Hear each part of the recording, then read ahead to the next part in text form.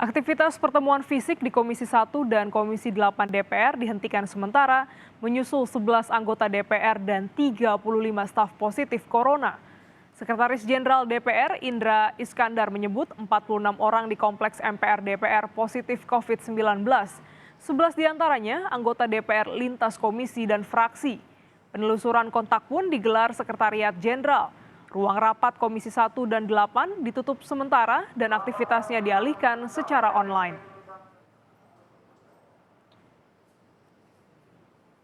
Adalah menyangkut memperketat semua rapat-rapat atau sidang-sidang untuk memastikan semua sesuai dengan protokol kesehatan. Nah, memperketat itu kalau teman-teman tahu, sekarang mulai dari pintu gerbang masuk DPR, semua akan diperketat gitu dan pasti akan tidak nyaman. Tapi akan kami lakukan pengetatan itu untuk kesehatan keselamatan kita bersama gitu ya.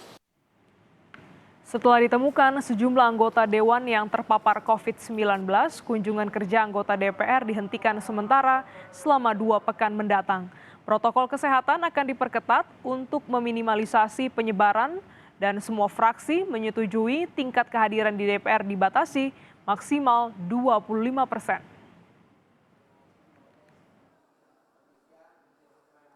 Dua minggu ke depan terhitung sejak hari Senin, selama 2 minggu untuk melakukan protokol kesehatan yang ketat.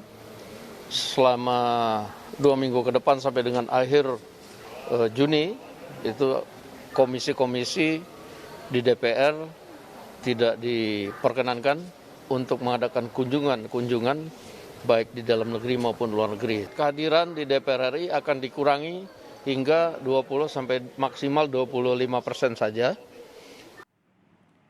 Sementara itu, petugas dari Puskesmas Kecamatan Matraman mengevakuasi sekitar 28 pasien COVID-19 menuju Wisma Atlet. Dalam sepekan terakhir, Puskesmas Matraman telah mengevakuasi sekitar 140 pasien corona. Jumlah ini mengalami peningkatan pasca Lebaran kemarin.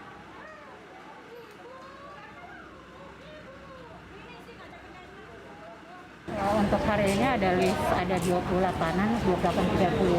pasien yang dirujuk dengan wilayah ada bermacam-macam sih Pak.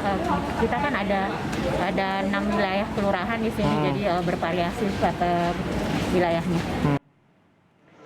Angka kasus positif COVID-19 di ibu kota Jakarta Kamis kemarin melonjak drastis, mencapai 4.144 kasus. Data per 17 Juni ini setelah dilakukan tes usap PCR terhadap 16.499 warga DKI.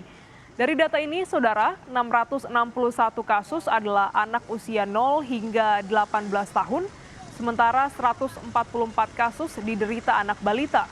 Sebaran kasus tertinggi kemarin berada di Jakarta Timur dengan 1.370 kasus.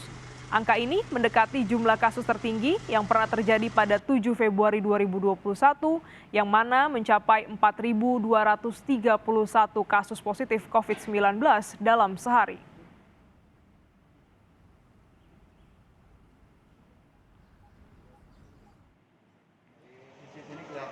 Sementara itu, Kapolda Metro Jaya Irjen Fadil Imran mengingatkan masyarakat tentang situasi Jakarta terkait kasus COVID yang melonjak tinggi. Kapolda menyebut saat ini kondisi Jakarta sedang tidak baik dan meminta masyarakat mematuhi protokol kesehatan. Sebagai penutup, saya titip salam kepada teman-teman wartawan, sampaikan kepada masyarakat, Jakarta sedang tidak baik-baik saja. Angka COVID terus naik, bor terus naik, jumlah orang yang antri masuk rumah sakit makin meningkat. Mari jaga diri, jaga keluarga, supaya taat prokes. Supaya kita cepat keluar dari persoalan pandemi ini. Terima kasih. Assalamualaikum warahmatullahi wabarakatuh.